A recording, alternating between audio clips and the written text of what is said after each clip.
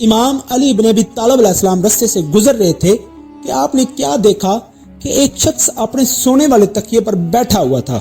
امام اس شخص کے قریب جا کر فرمانے لگے، اے بندہ خدا، جس تکیے پر سر رکھ کر تم سوتے ہو اس پر کبھی مت بیٹھا کرو، کیونکہ اس سے انسان کے جسم میں بیماریاں اور تھکاوٹ قائم رہتی ہے، اور یوں انسان نیند سے بیدار ہونے کے بعد بھی تھکا تھکا سا رہتا ہے۔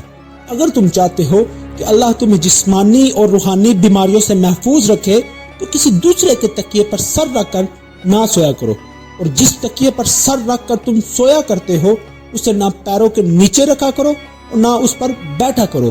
اس سے انسان الہام سے دور اور جسمانی اور روحانی بیماریوں کا شکار بنتا ہے۔ میں امید کرتا ہوں کہ آپ کو ہماری ویڈیو پسند آئی ہوگی، تو پلیز چینل کو لائک کر دیں، سبسکرائب کر دیں، شیئر کر دیں۔ ملتے ہیں اگلی ویڈیو میں۔ والسلام۔